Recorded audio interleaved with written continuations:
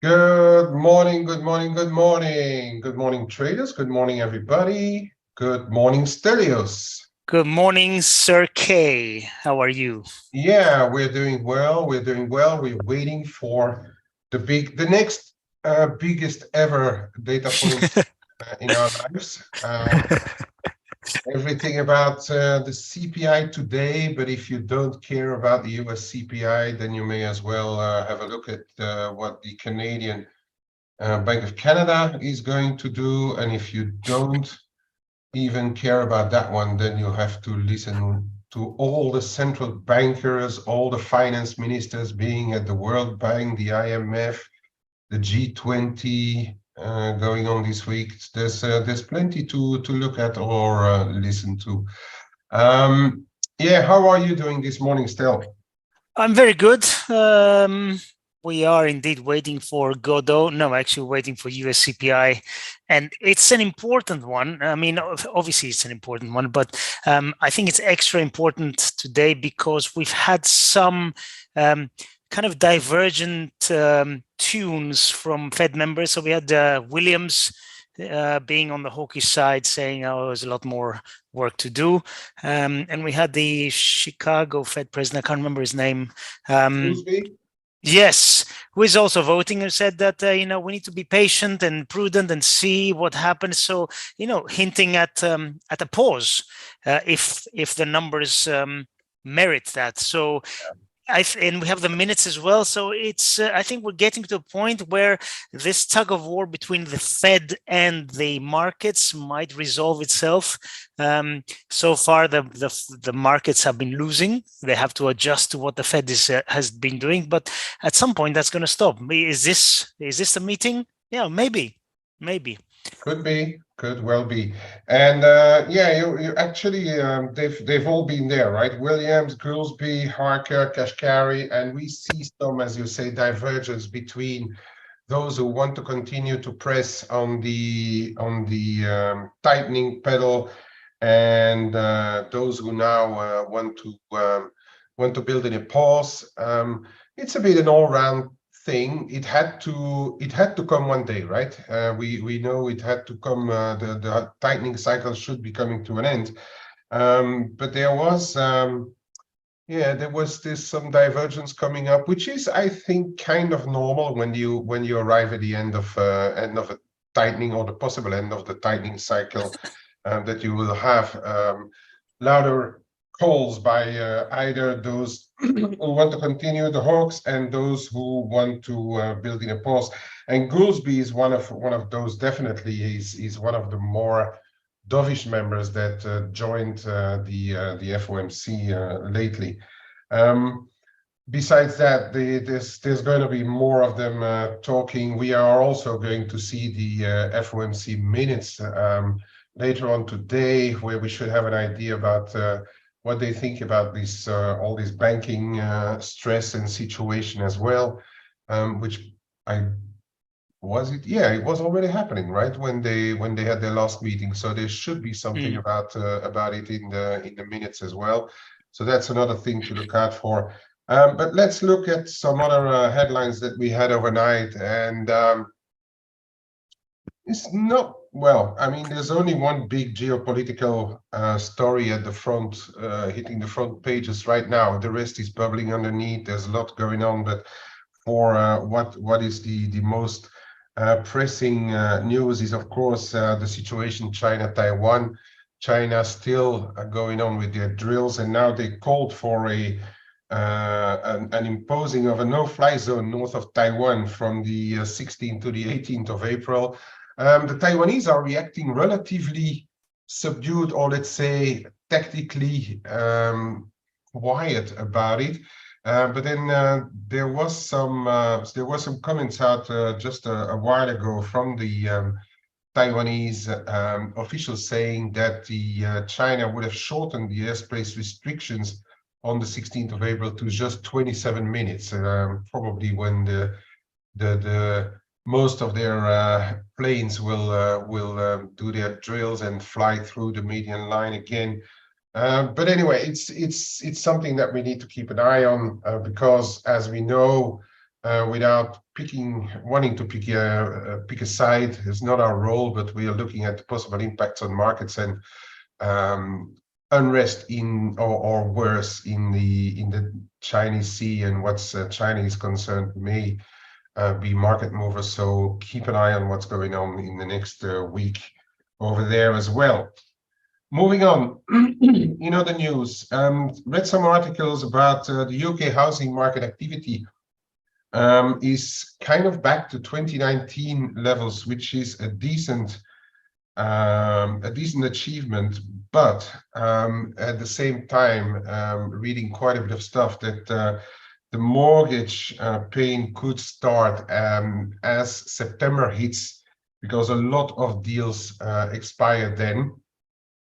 I think if I read it correctly, there's like 50,000 or so, the major ones expiring then, and which could put a bit of stress on the UK mortgage market. So that's one for diaries for when the summer will be over and we start Q4. In other news, just one thing back, because it's market related to China, is that the 10-year yield is dropping since to the lowest since September or November 2022. It's standing at 2.81%.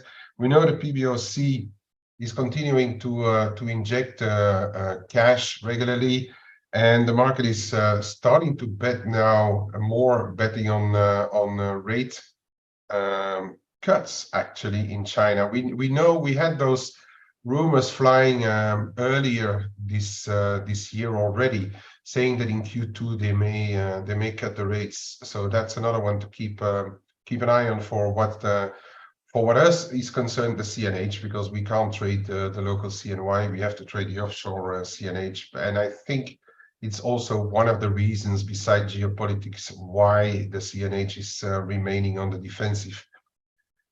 Elsewhere, a bit of M&A, possible M&A news. It's been bubbling under the surface for a while, but US Newmont has sweetened a deal for Newcrest. So I think that's the biggest gold. Let me just try to find the article back. Where is it? It's the biggest gold miner that is raising its takeover bid for Australian rival Newcrest, and it's to the tune of $19.5 billion. So Aussie is not really benefiting from anything from that side, but keep an eye on that one if a deal would be agreed, because to a certain extent that may see some Australian dollar buying at the time of the conclusion of the deal. As I already said, it's the World Bank, IMF, G20 meetings are in full swing this week. So we're having a lot of central banks talkers. We did the Fed already. RBA's Bullock was out also overnight, and she was saying that the RBA would have paused even without the banking stress going on, that rates are in restrictive territory, and she wants to pause for a minute and watch the impact of the past hikes on the markets. She said the RBA underestimated the slack in the jobs market and also underestimated the fiscal and monetary power during the pandemic. So they basically underestimated everything, no clue of what's going on. And I'm actually surprised Aussie didn't get a knock on the head with the central banker coming out saying that they have absolutely no clue and missed basically the whole plot. But that's perhaps more in the to rank in the funny side of what they can do than really serious. It's actually pretty laughable, to be honest. Another one. Yes, yesterday we had some news about the UK. So the Bank of England will be replacing Tenrero by Megan Green. Megan Green is the chief economist of the Kroll Institute. We don't really know what she is go, or which side she's really going to be leaning on. I haven't really done too much of research, but it's hard to be more dovish than Tenrero. So I guess we will hear from her pretty soon and try to figure out which side of the coin she's leaning to. We also have Bailey to chat again in Washington later today, I think, and then tomorrow as well. So we are going to hear from more BOE central bankers there as well. Okay, they missed an opportunity. They should have replaced Tenrero with Meghan Markle. I mean, make things interesting. Yeah, but then how are you going to justify doing like Bank of England offsite meetings in the States? No, I don't think she would be too keen on coming over to England. Buckingham Palace. Huh? Have the meetings in Buckingham Palace, maybe. Oh yeah. Oh no, they're not welcome anymore, are they? Anyway, No, sorry, bad joke. Bad joke. Yeah, bad joke. Late Easter dad joke also. Right. Moving on to the Bank of Japan. And we had, yesterday we had Uchida speaking. Today we had Uchida, his deputy speaking. And he says, so first of all, he was talking about the financial system, that the financial system in Japan is okay, ample liquidity. Then he said that the economy is still picking up. I must have heard that for the past 2 decades that the Japanese economy is picking up. But anyway, he sees the recovery still going on ahead. He also said that expect CPI gains to slow from second half of the, I don't know whether he was talking about the calendar year, but I reckon he's rather talking about the fiscal year. So that's second half of the fiscal year will start in September. So he expects those CPI gains to slow. And then finally, he said that they have to continue to the monetary easing to sustainably achieve their CPI target. So we're still in a Kuroda style comments from Uchida. And Ueda wasn't really too much different, apart from the end of his speech, apparently, where he said that, yeah, if the situation evolves rapidly, we might have to tweak more rapidly. But the overall impression, and we are seeing it in the yen right now, is that those guys are not going to be in a hurry to really not only get rid of YCC, let alone start to normalize monetary policy. Still, as we have been repeating, and as I've been repeating, and I think they have, and they will normalize in a certain way, but it may go a lot slower than the most hawkish people would have expected, in my opinion. And we've had some banking comments there as well. One of the Japanese mega banks, MUFG, said they expect the YCC to start to be tweaked from September, from the second half of this fiscal year. So, and I've read a couple of other comments as well from people close to the monetary affairs in Japan, saying that is kind of the timetable that people are expecting now. Some are saying we wouldn't be surprised if they start already to do something in April. We may have some comments in the April meeting talking about a possible revision of texts or framework, but my base case is still that they will go at it slowly, especially as well that we know that Ueda and Kishida already said that they will be working closer together. Now, just looking at my sheet here. Yeah, so about those IMF meetings, IMF came out with their spring report yesterday. It's all going sort of okay, but they are saying that the world economy is now entering a perilous phase, saying that this is where things can either continue to do as we are now, but it's possible that the economies are going to topple over if the inflation remains uncomfortably sticky. And they also commented a little bit on the Japanese monetary policy as well, saying that a more flexible yield curve control may avoid the market disruption. So they're also talking about don't go at it abruptly, but go at it slowly. But they are saying that it's likely time to start to think about tweaks. But they have to make sure that they don't disrupt the FX, the EM markets, sovereign bond premiums, etc., etc. So go for it, but go on it cautiously. And I'm sort of through my headlines. Stelios, did you see anything else you wanted to talk about before we move on to data and what's going to happen? Not really. Yeah, there wasn't that much from yesterday. The only other thing is I don't know how much impact on the markets can have, very little, but worth noting that, the takeover of Credit Suisse by UBS, there was a vote in the Swiss parliament yesterday, and they are not happy with it, so they haven't passed it yet. So there is some kind of, I guess it's theatricals, isn't it? But there is a little bit of an uncertainty there. Eventually, I'm sure there's going to be some kind of resolution, but just worth mentioning that this is still not a done thing. Yeah. So yeah.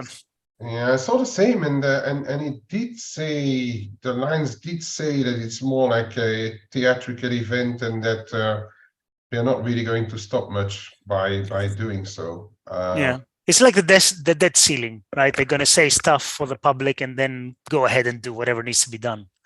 Yeah, Swiss reacted yesterday pretty well by after one of the officials saying that the flood of flows is coming back after the Credit Suisse debacle to Switzerland, and Euro Swiss dropped a few points on that comment as well.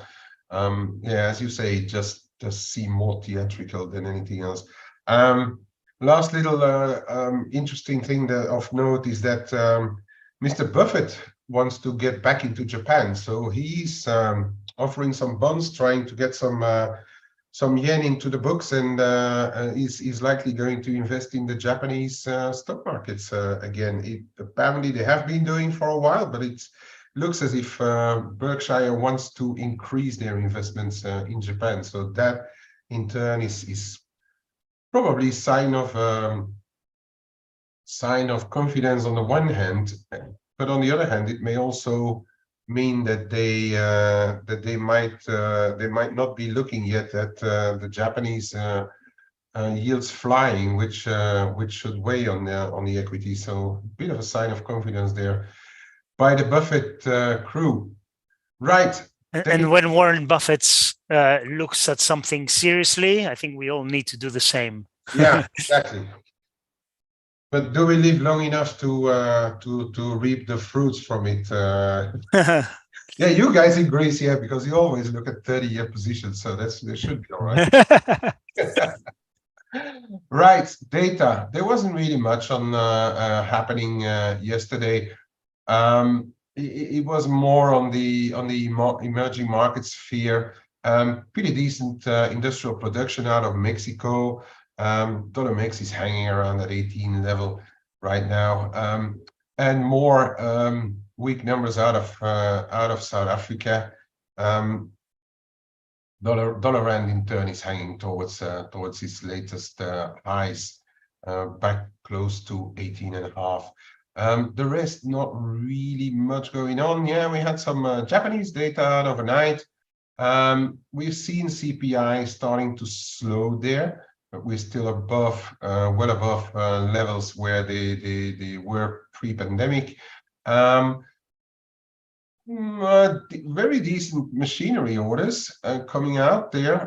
Less the month-to-month, less negative than might have been expected, but they came after quite a significant month. It's very, very volatile, those numbers. I wouldn't really hang my hat onto it to really trade the yen too closely on the back of it. And that's really it for what we had on the data front. So we are going to look ahead to what's coming out. We're having our weekly mortgage data. They had been improving just a little bit over the past weeks after some weeks of setbacks. We will then, of course, have the US CPI, which we will have a deeper look at in a minute. We also have the Bank of Canada. They're expecting to keep the hands still. They've been erring on the moderate to dovish side on the latest report. So I reckon there the statement might be more important than what they actually do here, unless they judged the latest labor reports to be strong enough to add a 0.25% again, and that which would be the surprise trade for the Canadian dollar today. That's really going to be the surprise trade. Then we have our usual weekly oil inventories. I may have a quick look at oil today as well, because it's trying to break free after a week of consolidation. And then I just want to look a little bit further ahead, because that's going to come out as well before tomorrow's return of El Hombre, Ryan from Spain. We'll have the Australian jobs report out, and I think that may be relatively important. And I will show the Aussie dollar once Tellers is done showing his charts today. I will show the Aussie dollar, because we are on, whether it's weak levels versus what is euro concerned, what is the dollar concerned, but then pretty strong against the Kiwi right now, for instance. And this thing may send Aussie one way or the other. I think it's going to be an important report, especially after those defensive comments, let's put it that way, from the RBA members lately. This one could be a real mover. And then tomorrow morning, we'll have the February GDP numbers out in the UK, and the manufacturing production data out as well. Seeing where we are, of course, cable will already have moved, but the sterling is a little bit on the defensive this morning. That against what I thought may be happening to the sterling. In fact, lately I thought sterling would behave a little bit better. But this could be a driver for the next leg of the sterling after the US CPI did this thing on the cable. And then we'll have, tomorrow, we'll have the German CPI data out as well. And do we have the Eurozone? No, only the Germans and the industrial production. So that's it for what is waiting. US CPI, Stelios, what's going to happen, mate? US CPI, well, I don't know what's going to happen. But we are already expecting a pretty decent drop in the headline number. The core is expected to be roughly unchanged, 0.1 higher, whatever that is, on the year on year. I think that's probably fair. I've been saying for a while that I think that year-on-year numbers are going to be dropping, all else being unchanged, and we are seeing that. From a peak of 9 point something, I can't remember the exact peak. We're now close to 5%, and I think that's going to keep dropping. I don't think it's going to get to 2%, but I think a foray into the threes is very possible, and that, for me, is going to make the Fed reluctant to keep pressing on with the hikes. Having said that, what do I think about today? Today, I think the expectation is fair. If you ask me to make a prediction, I'll probably say we might continue the trend of missing slightly. So 5 or 5.1.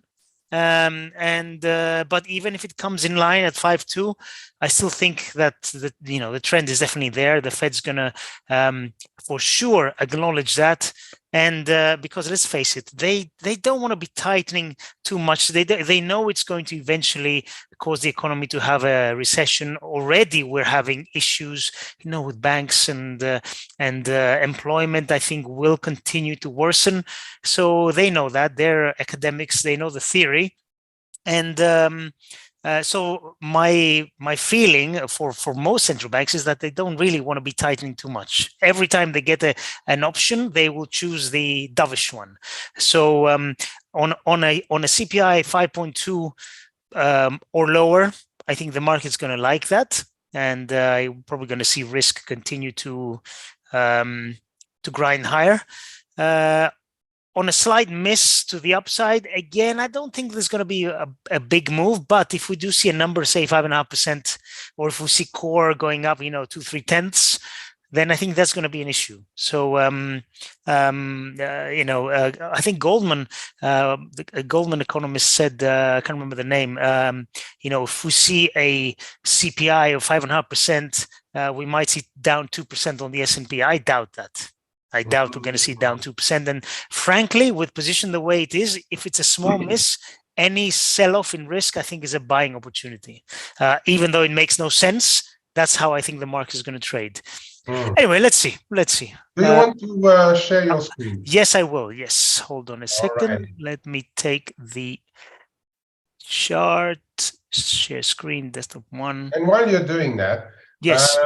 BlackRock said that they think the inflation will remain sticky.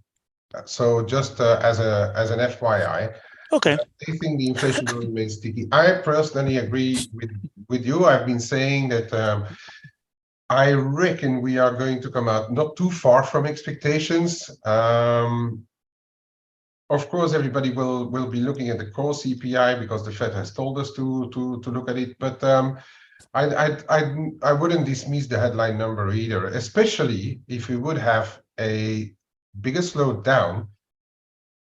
I think if you have a 4 print, for instance, now, so that's a pretty big miss of 0.3. Yeah. But if you have a 4 print now, then that is going to weigh quite heavily on yields, and at the same time be very, very positive for risk. Extremely positive for risk if we start to go below 5. But again, it's not my base case, right? It's not. Yeah. No, I'm with you 100%. And you know what? I agree with BlackRock, but not with inflation. I think prices are going to remain sticky, but the rate of inflation is going to start dropping. Unless we get oil, $100 plus, that's going to change things. But all else being unchanged, I think we're gradually going to drop to a more reasonable year-on-year level. Not a target, but it's not going to be that far off. We're not going to be, 5, 6, 7%. I think somewhere around anywhere between 2 and 3.5% is where I think we're going to ease off and bottom out. But anyway, let's see. It's who knows? We're making assumptions, a million assumptions. And as you load your screen, there was also this divergence between the Fed Williams, who thought inflation is only going to go back to 2% in 2025, but I think it was Kashkari also who said, or is it Gosby, who said that we may be there already in 2024, which is makes quite a difference, I think, in the expectations. And if really is the case that it's going to come off faster, then we're going to be in your scenario where the Fed is probably going to stop and pivot faster as well. Yeah. Well, let's see. We take it one day at a time, one number at a time, and CPI is what we have today. So I always start with yields. I've been talking about this, the bounce from this support, very, very important lows. I tell you what, if the number comes in below 5%, maybe not today, but I think we're going to be testing and breaking below this this level, because that will mean that the Fed's going to pause pretty quickly, and dare I say it, start cutting, maybe not as aggressively as the market is pricing, but it will be on their minds for sure. And let's also face it, they have hiked enough to have ammo now, to cut a little bit and see how things go. So they can test the waters if needed, if we get a recession, or if we get employment starting to really drop. The Fed is always proactive, or kind of proactive, on the way down, never on the way up. But anyway, so yields are a little bit trapped here between this support and the DMAs are converging, the 50 and the 200. I think a break above 364 the mid 360s will take us to 4% again. A break below the lows, my God, I think 250 to 275. Really, that's the next support, realistic support. So as I said, if CPI comes in below 5% or 4 handle, I think this is going to get tested very quickly. If CPI comes in above, say, if 5.2 we're expecting above, say 5.4, then I think we're going to be testing the 360s. As simple as that. There's a nice little range that we have here if anybody wants to play that, but we are kind of in the middle at the moment. Equities, again, broken record, very resilient. I'm reading about multi-year highs in short positioning in the S&P in leveraged money and funds and all that. So it makes a lot of sense to be short equities. But if you ask me to trade this today, I would buy it every single time, even though it makes no sense to me. And the price action is kind of confirming that. So on a weak CPI, I think we get to 4,200 again. Maybe not today, but I think that's the grind. And the most likely scenarios will break above. We take out stops. There must be 1 billion stops here, and then after that, I think that's going to be a nice selling opportunity, but not yet. So I think risk grinds higher. Interestingly, talking about risk, Bitcoin has broken, but it's kind of underperforming today. So equity indices are up today and Bitcoin is down, Ethereum as well. Maybe some profit taking, nice round number at 30K. But I think this is going higher as well. Don't ask me about, macro on cryptos. There's a lot of things I don't get with cryptos, but the price action is telling me that we're going higher, maybe with a little retest, $1,000 below here. That would be a nice technical move. But I think we are going higher in these. And, we've been saying this from this consolidation here, and we did break higher eventually. Talking about risk again, we look at metals and they are trying. Silver is very close to the all-time highs. The recent highs are, 2030, 2031. We are very close. And again, any pullbacks have been quickly bought. What do I think with CPI today? If it's strong, clearly metals are going to suffer a little bit. I still think it's going to be a buying opportunity. So gold, these highs here, anywhere between 1940 and 1955. I think it's a nice little area to test with longs. I'm probably going to try that. Silver is doing better. It has broken out from the channel. And the thing that I've been, I'm going to digress a little bit, but it's interesting. I had a conversation with a couple of friends of mine, very wealthy people, but not traders. And they were asking me about the divergence of spot silver and where they can actually buy coins. And they're like, why is there a 50, 60, 70, 100% premium? Some, not 100%, but 50% premium on physical, depending on the shop. And, they said, what does spot mean? I said, well, we have these futures, which actually, the long of the future, if you hold to maturity, you are entitled to physical to the amount of the contract.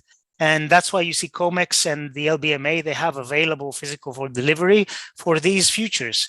In recent years, last couple of years, and especially recent weeks, these physical amounts available for delivery have been dropping fast. I mean, really fast, even as the price is going up.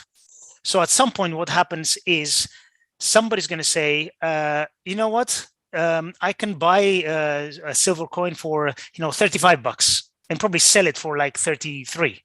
So why not buy the future, I hold to delivery, I take my physical and I sell it. There's a clear profit there. Obviously, there's a lot of admin involved in that, but there's an arbitrage, a very clear one.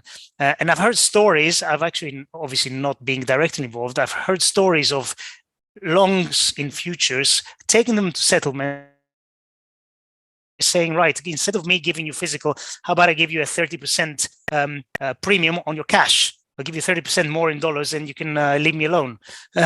So, if this is happening, I'm not saying I've witnessed it, but I've heard stories about that. If this is happening, then that's saying a lot. I think eventually the arbitrage between spot or the futures price, the near futures price, and where you can actually physically sell your coins, your bars, whatever it is, if it's big enough, people are going to take advantage. I mean, the market always does that.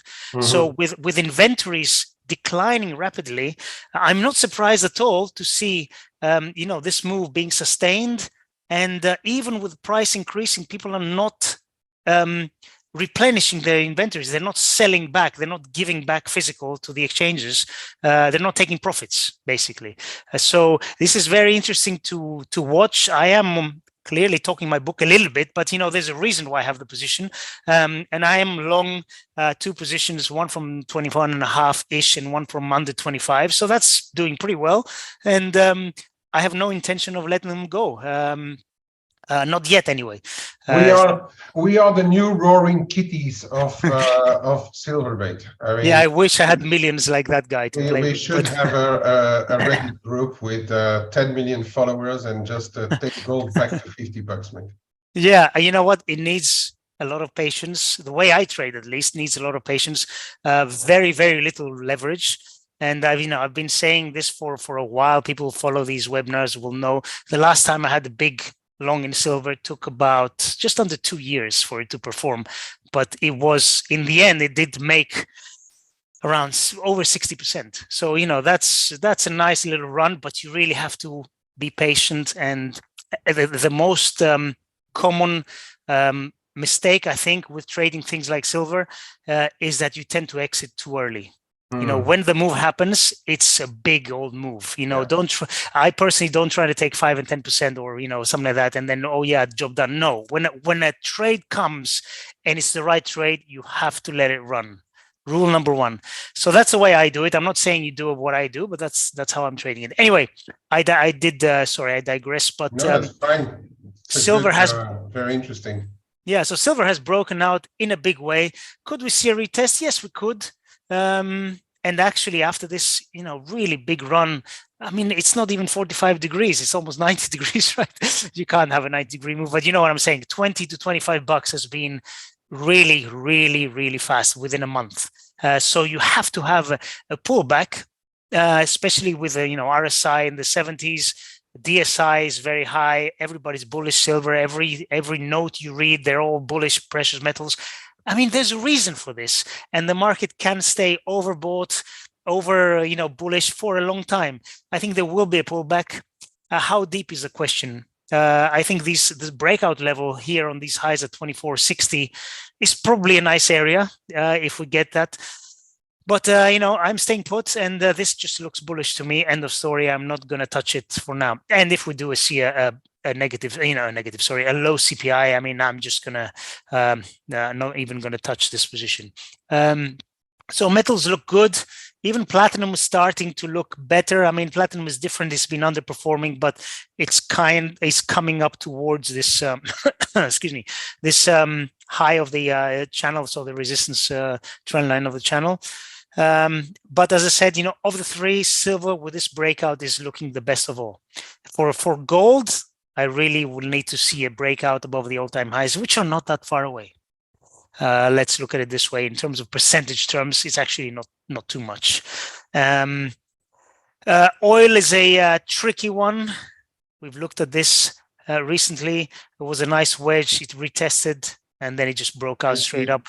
It's trying now. Huh? It is trying again, yes. So this is...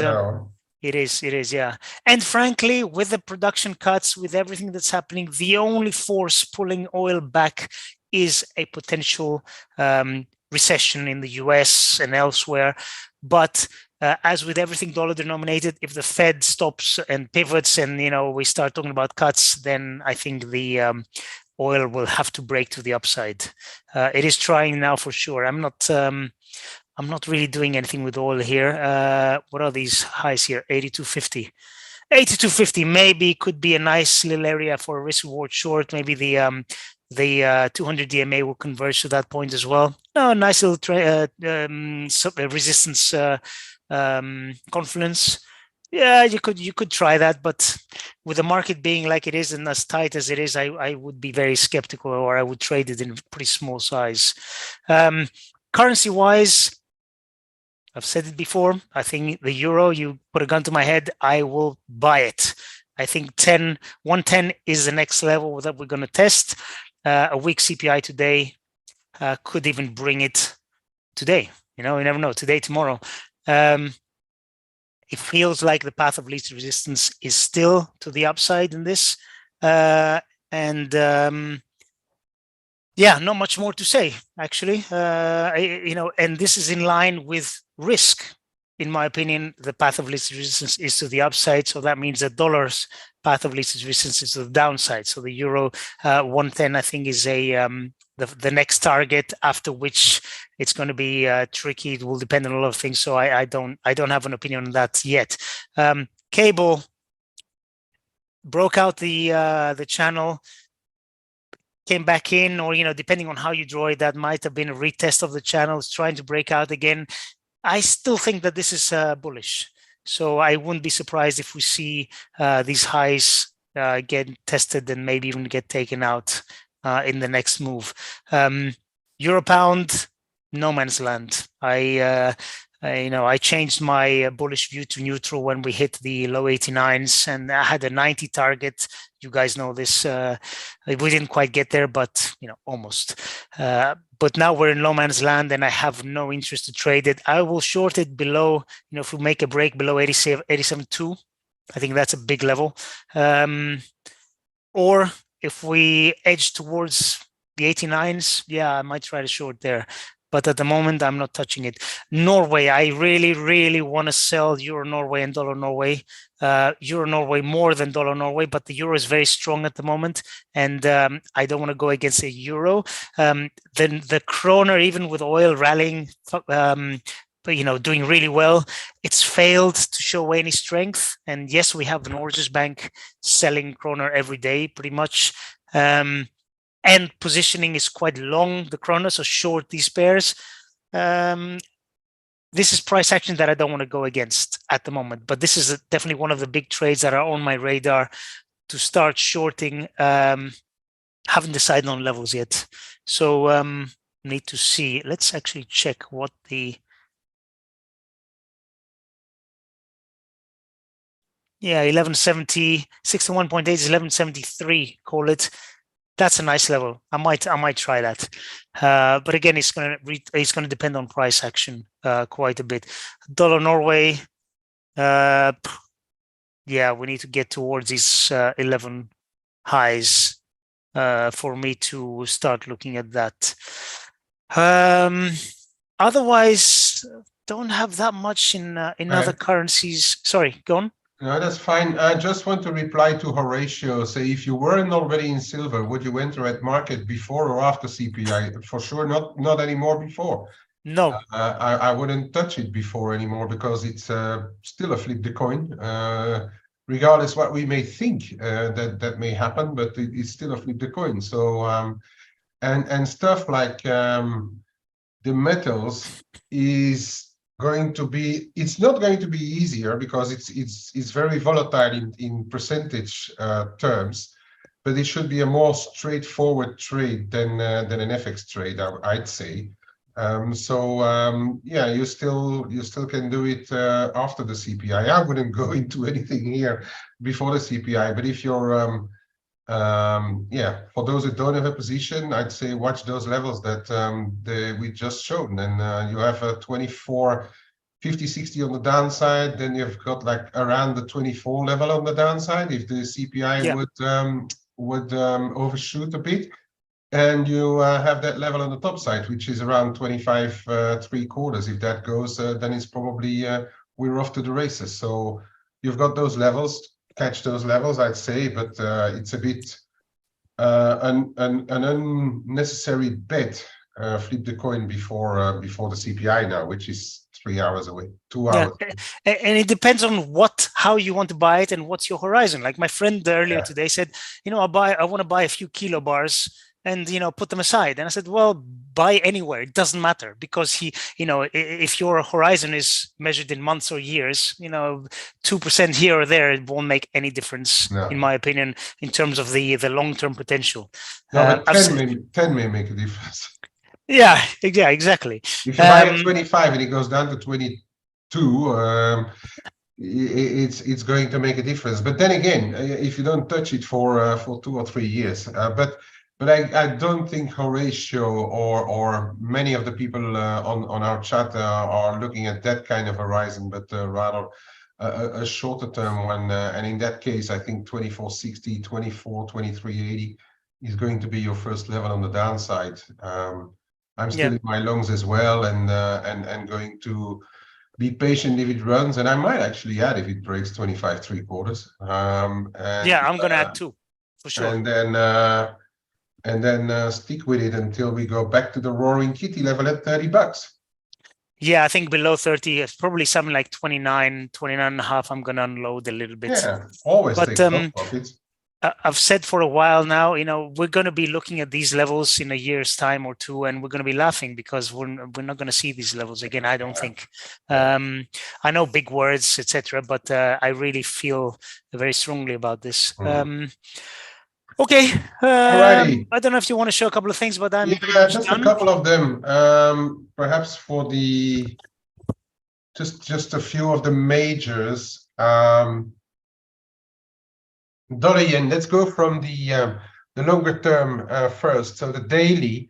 I think I showed this yesterday. Today the bottom is around 132.5. Quite convenient. 132.20.50. That's going to be the level to watch on the downside. If that goes, I think then we could be back to those low 130s. That's going to happen if we really get a number.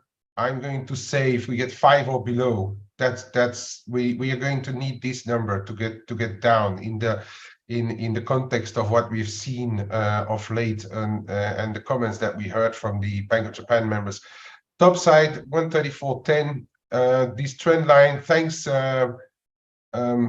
Michael, our Australian friend, for showing this. I did miss that one. That comes in around 134.30 today. So if you then look at the shorter term, that level that I was showing already a good few times, 133.80, 134, the figure, it's all happening there, right? In 130, it's anywhere between 133.80. Well, okay, that's been run over now a couple of times, but then look at what's happening, 134, 134.10, 134.30. That's if CPI remains sticky, then we have, like, I reckon, a real chance of breaking this and going back to different levels, perhaps back into the 135s. And if that weren't to be enough, why not get a retest of this going into this traffic zone, which is anywhere between 135 and 137 now. That's the one thing. I know Stel already looked at the euro dollar, but I'd like to show just a little one here. If you look at the daily, there's an interesting trend line here now that built over the past months, and that's coming in at 106.85, 107. I think that's your level of no return. If I doubt it. I really doubt that today's CPI could bring us back down there, because the euro is kind of strong, and I'll also just a couple of euro crosses. That's going to be your level of no return on the euro dollar if ever it comes down there. If it really goes down there today, I think I'm not going to hold back much longer and try to catch a serious knife there. On the top side, we know the levels, right? 109. We are around an intraday one here, but it's going to be 109.75, and then back to the 110. There's a bit to do there around that previous high, and there's a bit of a flip there.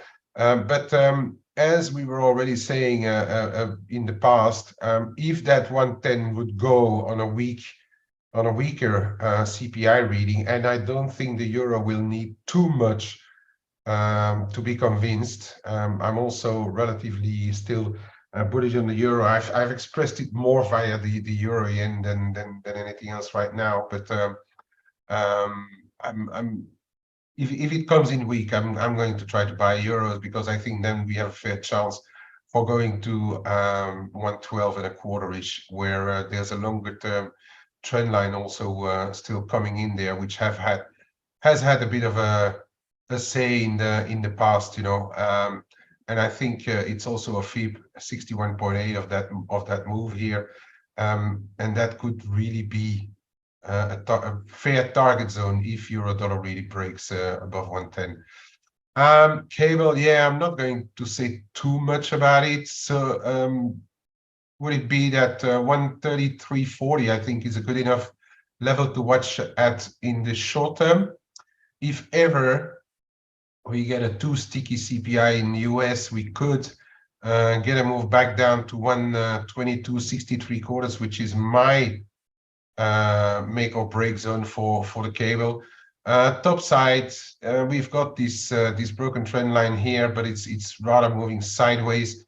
If we get back above, for a starter, above 65.75 on the cable, then there's a possible retest of the prior high back through 125. And if that would go, there's a bit more activity on the more medium term 120 in the 126s. And then the longer term trend line is for the time being coming in around 127.5. But for that to happen, a day like today, I think then we really need to undershoot the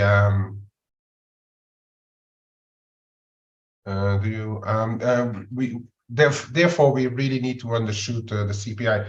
I'm just looking at Selrap's question. Do you wait always for a chart pattern to enter, or could even enter at market, for example, the euro dollar later today? Oh yes, definitely. I'm watching data, and if the data is something that tells me that I need to enter a position, I can enter at whatever level, and then, but I will still first of all have levels in my mind. But levels are, a famous person said, levels are there to be broken. So I mean, just enter and see if your level holds or not after that.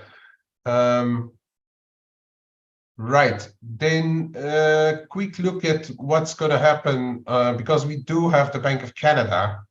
So on the dollar Canada today, so we could have like a double whammy or a couple of saloon doors on the dollar Canada today.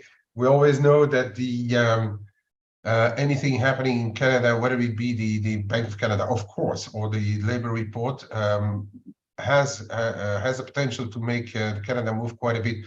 On the dollar side, so we are under this traffic island, which is 135.10 to 135.20, call it. We are under it right now. So your zone here is 134, the figure. That's going to be important to watch, in my opinion.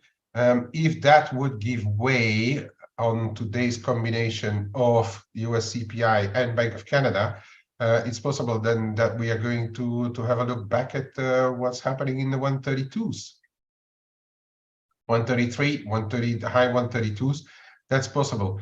If in turn we get a sticky CPI and then a mellow Bank of Canada, we are likely going to retest what's happening around 135.5, 135.60 for a starter. This level here, 136, figure 10, should really cap the debates. If that goes, then I think it's dollar CAD will have more potential to go higher.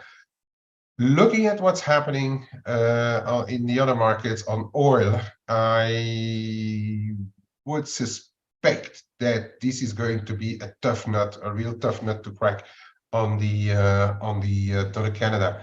What may be an interesting watch as well today, seeing the strength of the euro lately, is the euro Canada, because that has been moving a bit sideways together with the oils and probably, whoops, what happened there? Probably the better Canadian labor report as well. We are hanging still above that 146.40 zone, which always has had an influence on what's happening in this cross, and we are trading below our prior highs, where this trend line is coming in at 147.5. So we've got about 100 points here, 146, 40, 50, 147.5, to decide what's going to happen with this pair afterwards. If you break up, if the Bank of Canada is still dovish and the euro is still holding up well against the rest, this one could start to move higher again. If the Bank of Canada surprises, then we should put some stress or pressure on these. Call it 146 and a quarter, 146 and a half. Some pressure on this level, and then you will have to monitor what's happening here with this cross. That for the Canadian dollar. Aussie and Kiwi both a bit weakish. Aussie is stabilizing. A lot will depend on there's the combination that we have to watch between the US CPI and what's going to happen on that Australian labor report. For the time being, your tightest range here is 66.80, 66.50, but that's too tight on the combination of both. I would rather have a look at what's happening around 66.20 or even 66.10 when it would come down. And on the top side, to regain entrance to this broken channel, which actually could be a bear flag as well, you need to break above 67 the figure. So 67 the figure, 66, 10, 20, for when the dust will settle after the I'd say even the Australian jobs report. Kiwi kind of looking similar. Was a bit. I'm still surprised it didn't react at all on the RBNZ. I think the market is really saying like, well, yeah, that's RBNZ done and dusted. We are not going to pay too much attention to them anymore. And we are turning again around the 61.90 figure. So I don't have much really too tight. I think it's 61.5, 40, 45.50 again, where we should be looking at. And then the top side here is going to be very interesting if we get back to 62.60, 62.70. That's where the top side level right now lies. Last one I want to show, because I am in this one, is the euro yen. It's going right, just like the euro Kiwi, just like the euro Aussie, which actually is starting to find a bit of resistance now, this euro Aussie. But just like those processes, the euro is actually pretty strong. And then we have a combination between what the Bank of Japan new governor and deputy governors are saying. So we've broken above the prior highs. I think there's a fair chance we move, but we move higher still, but we have to respect what's happening in the 146.5, 146.75 zone. I've let some go. I'm only very small in right now. As the people know in the room, I've been updating my positions. And I'm going to watch where we close today, where we keep those highs, 145.5. But more importantly, for the medium term, what's going to happen around this crossroad here? And that's now around 146, give and take 63/4, 144, sorry, 63/4. That I think is going to decide upon the next, upon the viability of this move in the euro yen, I think. So this is going to be my really measure point. If in turn this continues to go, if it breaks 146.75, then we're talking about 147, mid 147s. And really, I'm going to leave it there. I hope we've helped you. Having a look at what's going to happen. Our ratio, how would the Bank of Canada sound hawkish without raising rates? Keywords or sentences we need to watch out for. Yeah, just watch out for them in saying that we're keeping the rates still, but it's only a pause. We are ready to start again to hike because the jobs market is still very tight. So we may be looking at hiking again further down the road. And they do have a press conference later on as well, an hour after the Bank of Canada decision. So the presser is always a way of springing a surprise. All right, Sab, did you have a look at the Swissy? What Swissy? Euro Swissy, dollar Swissy? If you ask me dollar Swiss, I'm very little interested, to be frank. I think I think Swiss franc as a whole is still, yeah, of course you were asking dollar Swiss. I knew it. Why did I even ask? Look at this Euro Swiss. It's hanging at the 98.5 again, right? If that breaks, it's gonna go. It's likely gonna go back into the 97s. And since my view on the euro is relatively, I wouldn't say uber bullish, but relatively constructive, I'd say that dollar Swiss is more prone to downside moves than really upside moves. That's my base idea. And we are at the end of this show now. Thank you still. Thanks everybody for joining us. And as I said, tomorrow Ryan is going to be back. He's going to be your main host again. Thanks everybody. Stay safe over the CPI. Trade safely. Don't throw all your eggs in the same basket, okay? And I want to hear only good stories tomorrow. Thank you, Stel.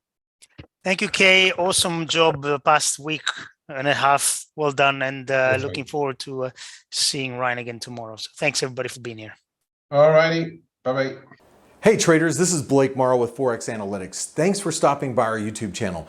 Don't forget to like these videos, share them, and subscribe to our channel so you don't miss any of the content that we provide here for free. Thanks for stopping by. I'll see you in the next video.